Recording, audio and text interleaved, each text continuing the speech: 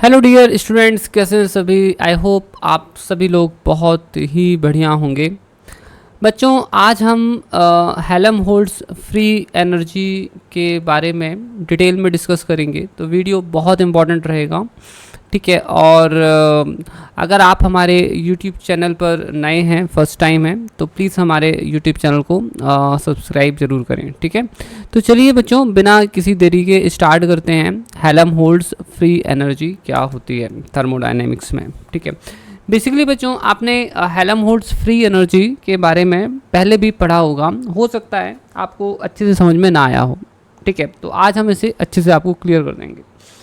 देखिए बच्चों, सबसे पहली बात तो ये ध्यान रखनी है कि हेल्महोल्ट्ज़ फ्री एनर्जी है क्या। तो बच्चों, Helmholtz free energy is defined as, इसे या तो ए या तो एफ से रिप्रेजेंट करते हैं, ठीक है। And that is equal to होता है Helmholtz free energy F is equal to होता है U minus T S. U internal energy है, T एब्सोल्यूट टेम्परेचर है और S जो है वो सिस्टम की एंट्रोपी है, ठीक है। That is entropy.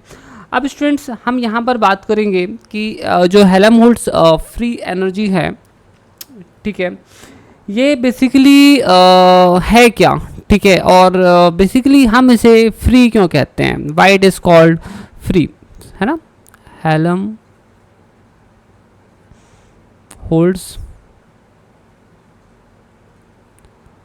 Free energy, ठीक है। तो आपने देखा है कि ये हेल्महोल्ट्ज़ फ्री एनर्जी है। तो बेसिकली पहले तो मैं आपको ये बता दूं कि ये एनर्जी क्यों कहलाता है। देखिए, अगर आप देखें तो U is a internal energy, है ना। तो अगर इसका डायमेंशन एनर्जी का है तो इसका भी डायमेंशन एनर्जी का होना चाहिए और इसका भी एनर्जी होना चाहिए। तो सीधी सी बात है कि ये जो पूरा टर्म है दैट रिप्रेजेंट्स द एनर्जी, ये एक एनर्जी ही रिप्रेजेंट करता है। अब क्योंकि साइंटिस्ट हेल्महोल्ट्ज़ ने इसको फाइंड किया, दिखा, तो बेसिकली उनके नाम पर इस एनर्जी का नाम पड़ गया हेल्महोल्ट्ज़ फ्री एनर्जी, ठीक है।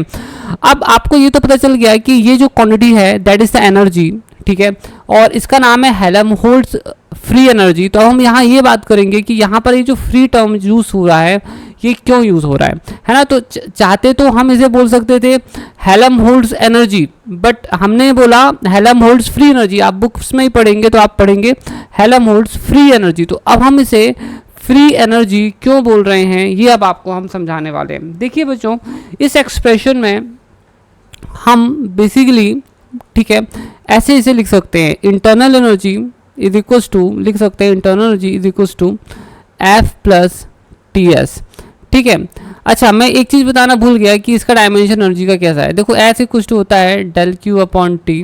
तो अगर हम टी एस निकालेंगे so that will be simply del Q, मतलब हीट, ठीक है। सो आप समझ ही गए होंगे, है ना। That's the has the dimension of energy, ठीक है। तो चलो, अब ये तो क्लियर हो गया आपको, ठीक है। अब देखो आगे चलते हैं। देखो, तो हम अगर चाहें तो इसी इक्वेशन से ऐसे लिख सकते हैं U equals to F plus T S.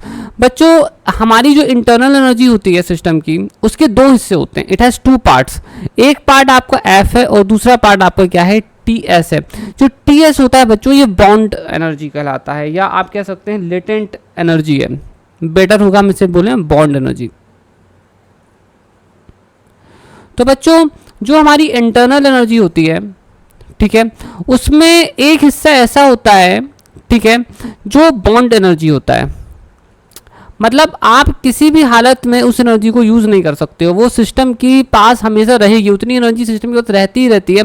आप उस एनर्जी को सिस्टम से अलग कर ही नहीं सकते हो, है ना। तो सिस्टम की जो इंटरनल एनर्जी होती है ना, जो कि इंक्रीज और डिक्रीज होती है ना, विच कैन इंक्रीज और डिक्रीज, बट इंटरनल एनर्जी का कुछ ऐसा हिस्सा होता है जो कि कंप्लीटली आप उसे यूज़ कर ही नहीं सकते हो। मतलब उसकी वो जो एनर्जी है आप उसको वर्क में कन्वर्ट कर ही नहीं सकते हो।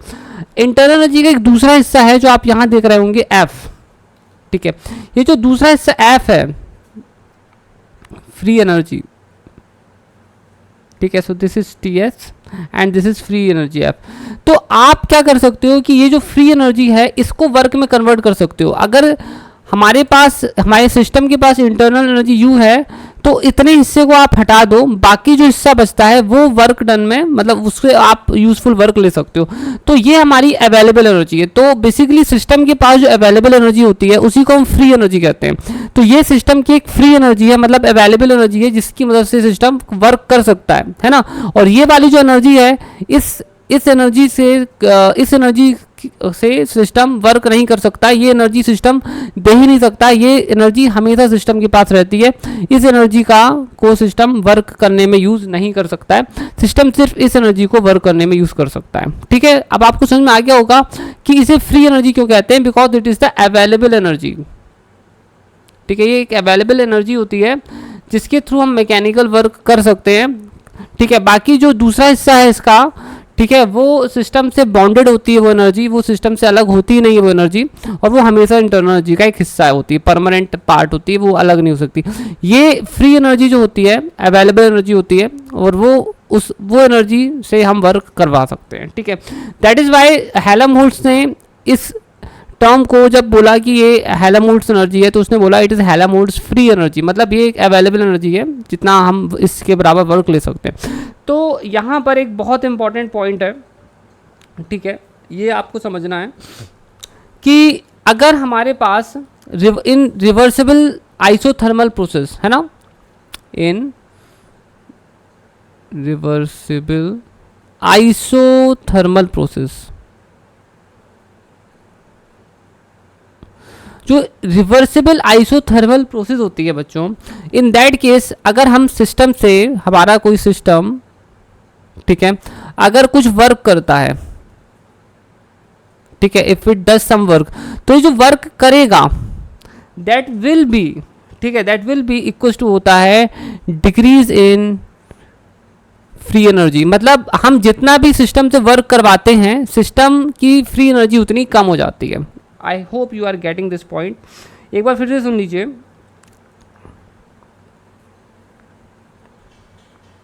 यहां पर आप नेगेटिव साइन लगा सकते हैं क्योंकि एनर्जी बेसिकली डिक्रीज हो रही है। ठीक है, ओके, फ्री एनर्जी डिक्रीज हो रही है। ठीक है, अब मेरी बात फिर सुन लीजिए, रिवर्सिबल आइसोथर्मल प्रोसेस में, इन रिवर्सिबल आइसोथर्मल प्रोसेस, ठीक है, हम सिस्टम से जो भी वर्क लेते हैं, तो देखो सिस्टम की जो इंटरनल एनर्जी होती है जिसमें होता है F प्लस TS, तो सिस्टम के पास जो इंटरनल एनर्जी का हिस्सा होता है ना F, ठीक है, ये जो हिस्सा होता है F, ये बेसिकली वर्क डन में कन्वर्ट हो जाता है। जब सिस्टम कुछ वर्क करता है तो उसकी जो फ्री एनर्जी होती है वही वर्क डन में कन्वर्ट हो जाती है। तो रिवर्सिबल आइसोथर्मल प्रोसेस में जो वर्क डन होता है दैट इज इक्वल टू होता है माइनस डेल्टा F, और आपको ये ध्यान रखना होगा। ठीक है, this is something you have to keep in mind. ठीक है, डेल्टा F इक्वल टू होता है final free energy minus initial free energy. ठीक है, ओके, सो यहाँ पर हमारी फ्री एनर्जी डिक्रीज हो रही है।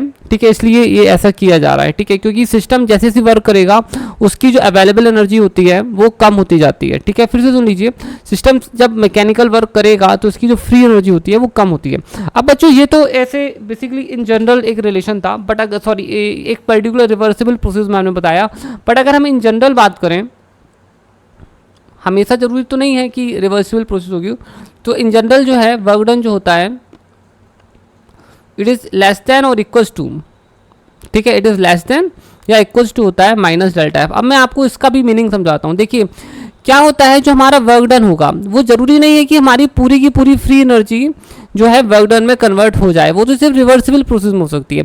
तो हमारा जो वर्क डन होता है ज़रूरी नहीं है कि पूरी की पूरी फ्री एनर्जी वर्क डन में हो जाए, मतलब वर्क डन जो होता है वो फ्री एनर्जी से थोड़ा सा कम होगा, क्योंकि कई बार ऐसा हो सकता है इन जनरल कि हमारी पूरी फ्री एनर्जी वर्क डन में कन्वर्ट ना हो पाए। ठीक है, ठीक है, तो मेरे ख्याल से आप इस रिलेशन को भी समझ ही गए होंगे।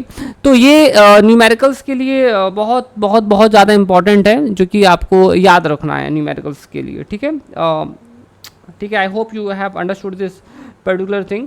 अब स्टूडेंट्स हम यहाँ पर बात करने वाले हैं, ठीक है, आइसोथर्मल एंड आइसोकोरिक प्रोसेस के बारे में। ठीक है, और यहाँ पर अब हम यहाँ आपको एक और भी चीज़ बताएंगे साथ ही में कि अनअवेलेबल एनर्जी के बारे में भी हमें आपको बताना है। Unavailable energy, available and unavailable energy, available and unavailable energy. देखिए, तो मैंने आपको बताया था कि F इक्वल टू होता है U माइनस TS, तो U इक्वल टू क्या हो गया, एफ प्लस टी एस। तो बच्चों ये वाली जो एनर्जी है this is known as unavailable energy.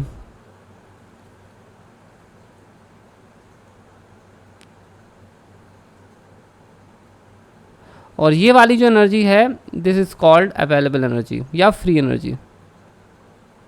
Available energy और फ्री एनर्जी से हम अवेलेबल एनर्जी कहते हैं या फ्री एनर्जी कहते हैं। तो इंटरनल एनर्जी के दो हिस्से होते हैं। जो फ्री एनर्जी है ना, रिवर्सिबल प्रोसेस में, रिवर्सिबल आइसोथर्मल प्रोसेस में जो हमारा चेंज इन वर्क डन होता है, जो भी वर्क डन होता है that is simply equals to ये, है ना। और अगर आप सिंपली अगर मैग्नीट्यूड की बात कर रहे हैं तो आप सिंपली ऐसे लिख सकते हैं, ठीक है, कोई प्रॉब्लम नहीं है, ठीक है, ऐसे लिखा जा सकता है, सिर्फ आप मैग्नीट्यूड फाइंड कर रहे हैं।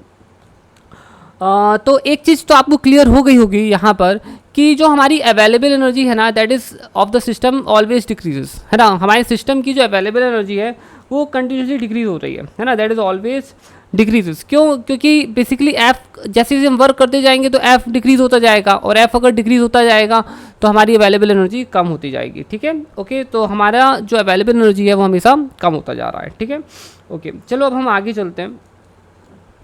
यहाँ पर बच्चों अब आपको एक इम्पॉर्टेंट चीज़ समझनी है, और ये समझनी है, ठीक है, isothermal isochoric process, isothermal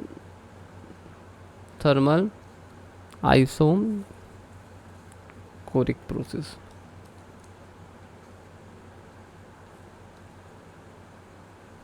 isothermal and isochoric process पर बात करें तो देखो, आइसोथर्मल तो पता है टेम्परेचर कांस्टेंट, आइसोकोरिक मतलब वॉल्यूम कांस्टेंट। तो आइसोकोरिक प्रोसेस में जो वर्क डन होता है वो सभी लोगों को मालूम है 0 होता है, and that is equal to है माइनस, ठीक है, ठीक है, and that is equal to है माइनस। तो मैं यहाँ पर इनइक्वालिटी का, चलो ठीक है कोई बात नहीं। तो अब मुझे यहाँ पर क्योंकि हमारा वर्क डन जो है दैट इज इक्वल टू होता है, ठीक है, माइनस डेल्टा एफ, इसलिए मैं यहाँ पर अब जब लिखूंगा तो यहाँ इनइक्वालिटी आ जाएगी जब मैं वैल्यू पुट करूँगा, ठीक है। तो ये हो जाएगा final energy minus initial free energy. और अब अगर हम इसे सॉल्व करेंगे तो ये हो जाएगा F I minus F F, and that will just give us F I is greater than F F. तो बच्चों एक बात तो समझ में आ गई होगी कि इनिशियल फ्री एनर्जी ज़्यादा थी और लेटर ऑन जो फ्री एनर्जी थी वो कम थी। तो एक बात आप अच्छी तरह समझ लीजिए कि जो फ्री एनर्जी है, ठीक है, वो डिक्रीज हो रही है ना, फ्री एनर्जी डिक्रीज। तो आई होप सो ये क्लियर हो गया होगा। मतलब बेसिकली मैं यहाँ एक और चीज़ बताना चाहता हूँ, एक बहुत इंपॉर्टेंट चीज़ है, ठीक है। यहाँ पर एक बहुत इंपॉर्टेंट चीज़ है जो आपको समझनी है, वो ये है कि final free energy can never be greater than the, can never exceed the initial free energy, ठीक है। So let me just right final free energy can never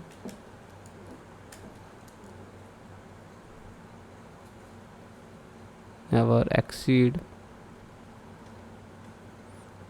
the initial free energy, ठीक है, it can never exceed the initial free energy. अब students यहाँ पर हमें एक और इम्पॉर्टेंट बात करेंगे सिग्निफिकेंस ऑफ फ्री एनर्जी पर, सिग्निफिकेंस ऑफ फ्री एनर्जी। बच्चों यहाँ पर देखो मैं आपको एक चीज़ बताता हूँ कि सबसे पहले अगर आपको फ्री एनर्जी के सिग्निफिकेंस को समझनी है तो अपन पोटेंशियल एनर्जी को थोड़ा रिकॉल करते हैं। पोटेंशियल एनर्जी, आपको पता होगा कि सिस्टम जब हमारा इक्विलिब्रियम पर होता है तो हमारी जो पोटेंशियल एनर्जी होती है ना, जब हमारा सिस्टम इक्विलिब्रियम पर होता है तो हमारी जो पोटेंशियल एनर्जी होती है वो क्या हो जाती है, मिनिमम हो जाती है ना। और system basically minimum potential energy पर स्टेबल पोजीशन पर होता है और कोई वर्क नहीं करता वहाँ से, है ना, अपने से कोई वर्क नहीं करता। इसी तरह से हमारा फ्री एनर्जी भी है एफ। तो अगर हमारे सिस्टम की फ्री एनर्जी बिल्कुल मिनिमम आ गई है ना, तो वो अपनी स्टेबल पोजीशन पर है, समझ लो, ठीक है। अगर वो मिनिमम है, अगर उसकी फ्री एनर्जी मिनिमम है तो बेसिकली अब वो अवेलेबल एनर्जी उसके पास है नहीं, so it won't be doing any work, ठीक है। So we can write, ठीक है, so we can write the state of minimum free energy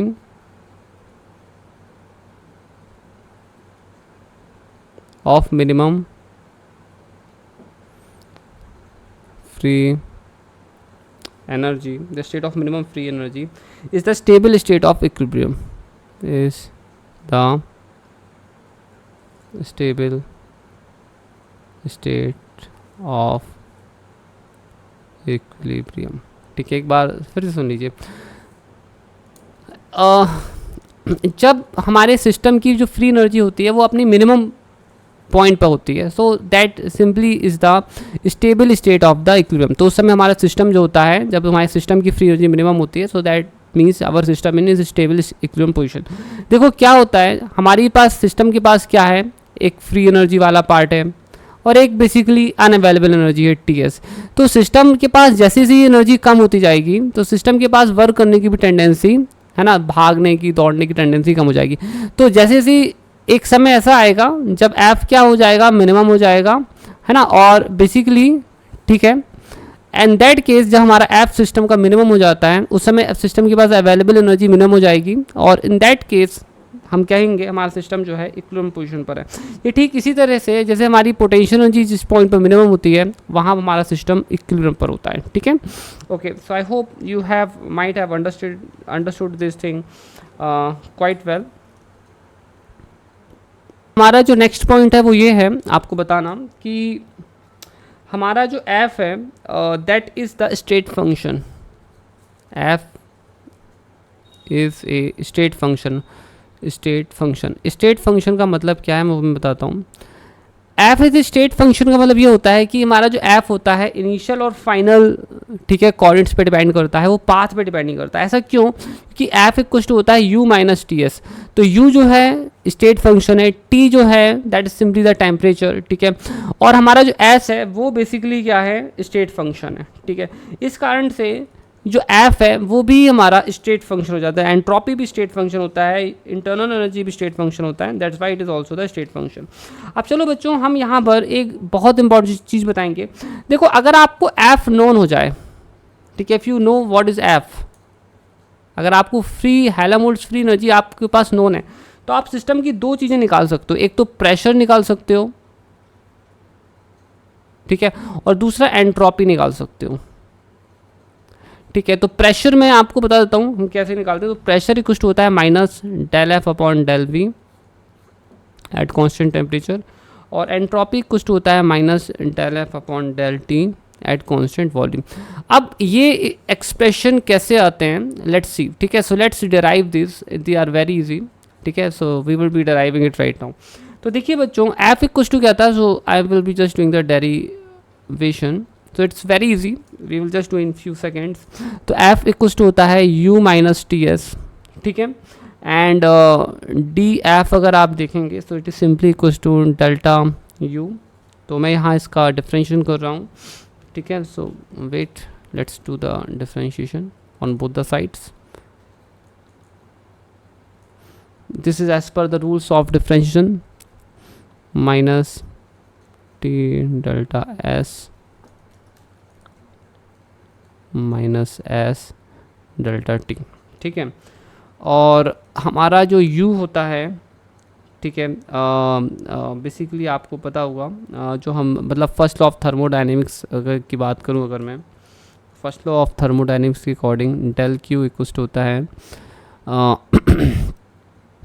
D U plus P D V. So ये डेल्टा लिखना मुझे बार बार कंफ्यूजिंग कर रहा है, ठीक है, क्योंकि इसकी आदत दरअसल बहुत कम है, ठीक है, यूज़ भी कम होता है। ठीक है, तो हम यहाँ से क्या करेंगे कि जो डी यू की जो वैल्यू है उसको यहाँ प्लग कर देंगे, तो डेल एफ इक्वल टू हो जाएगा। ठीक है, और ये जो है डी क्यू, इसको कहते हैं टी डेल्टा एस। ठीक है, टी डेल्टा एस। ठीक है, तो मैं ये वैल्यू जो है यहाँ पर प्लग कर देता हूँ, तो ये हमारा हो जाएगा T delta S minus P delta we minus T delta S minus S delta T. तो देखो ये और ये कट गए, ठीक है, तो यहाँ बचा माइनस पी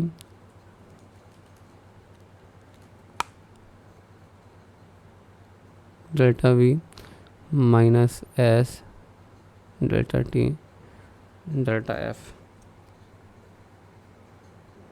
ठीक है, अब हम यहाँ पर क्या करेंगे, बेसिकली एफ जो है हमारा, ठीक है, सो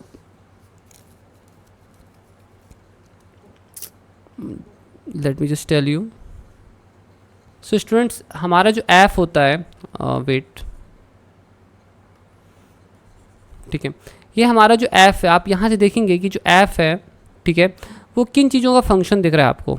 ठीक है, यहाँ पर बेसिकली चेंज जो हो रहा है वो v में हो रहा है और t में हो रहा है। ठीक है, इसलिए it is a function of, we can simply understand that it will may be the function of t and v, क्योंकि जो चीज़ चेंज हो रही है, जो वेरिएबल क्वांटिटी है, उसका फंक्शन मानेंगे। ठीक है, तो इस तरह से अगर हम इसका टोटल डिफरेंशियल लिखते हैं तो ये हो जाता है del F upon del T D T. ठीक है, सो आप कंफ्यूज ना हो, this and this, okay just one second, this and this you can regard as the same thing. ठीक है, प्लस बता देता हूँ मैं आपको, don't worry at all, it's very easy. देखो यहाँ पर क्या लिखा है, डेल्टा वी लिखा है और यहाँ हमने डी भी लिख दिया है ना, तो आपको ऐसे परेशान होने की जरूरत नहीं है। हम चाहें तो इस पूरे इक्वेशन को ऐसे भी लिख सकते हैं, आप यहाँ ये लगा दो। ठीक है, कोई प्रॉब्लम नहीं है, mathematically it can be written like this. ठीक है, अगर आप कंपेयर करें, है ना, इफ़ यू जस्ट कंपेयर, ठीक है, तो अगर आप कंपेयर करें तो इसका जो कोफिशिएंट है ना, डेल्टा वी का जो कोफिशिएंट है वो माइनस पी है, और यहाँ पर डेल्टा वी का कोफिशिएंट क्या है, ये है, और दोनों बेसिकली डेल्टा एफ है। तो हम यहाँ पर लिख सकते हैं कि पी इक्वल्स टू क्या है, minus del F upon del V है।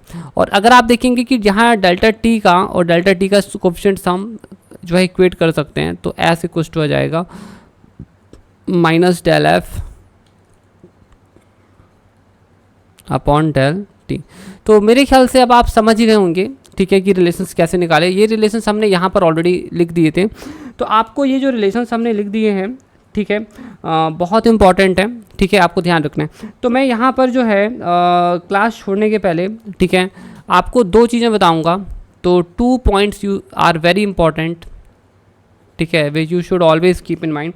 ठीक है, देखो पहली बात तो ये है कि जो हेल्महोल्ट्ज़ फ्री एनर्जी है एफ, ठीक है, जो हेल्महोल्ट्ज़ फ्री एनर्जी है ना, ये बेसिकली थर्मोडायनेमिक्स और स्टैटिस्टिकल मैकेनिक्स को के बीच में, ठीक है, हमें लिंक प्रोवाइड करती है। So this provides link between thermodynamics and statistical mechanics. अब आप बोलोगे कैसे, देखो आपने देखा कि हमें एफ मिल जाता है तो हम प्रेशर निकाल सकते हैं, राइट। अगर हमें एफ मिल गया तो हमने क्या निकाला, प्रेशर निकाल लिया। We have just found out the pressure, right.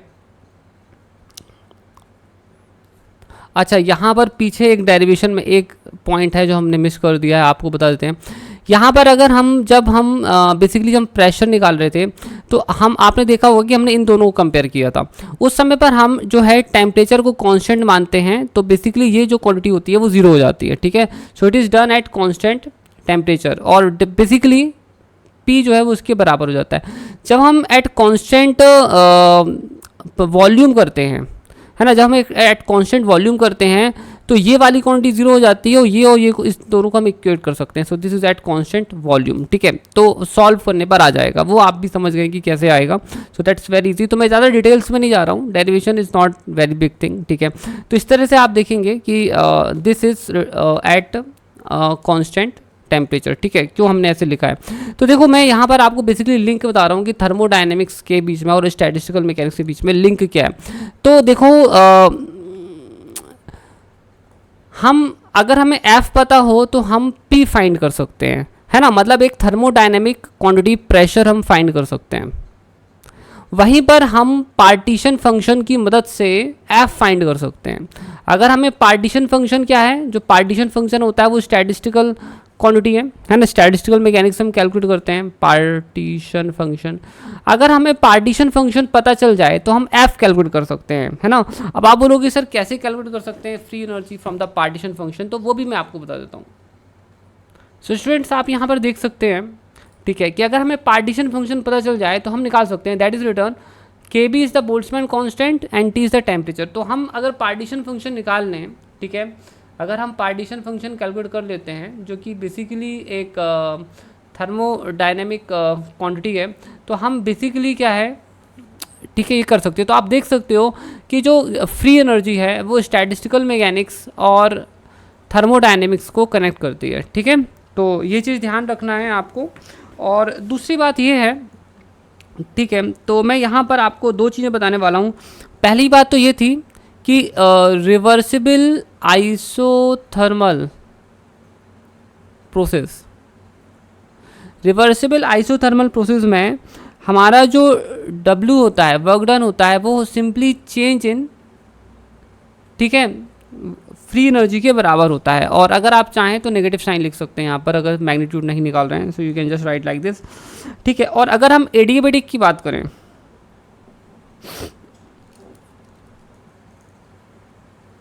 Adiabatic की बात करें, अगर हम एडियाबैटिक की बात करें तो जहाँ पर हीट ट्रांसफ़र नहीं हो सकता है वहाँ पर work done simply change in internal energy के बराबर होता है, ठीक है। तो अब आप ये चीज़ आगे के लिए ध्यान रखना है and this is very very very important, ठीक है। तो मेरे ख्याल से बच्चों मैंने अपनी पूरी कोशिश की है आपको हेल्महोल्ट्ज़ फ्री एनर्जी समझाने की, और इस फ्री का मतलब जो है आपको अच्छी तरह से पता चल गया है। So that is the available energy of the system, ठीक है।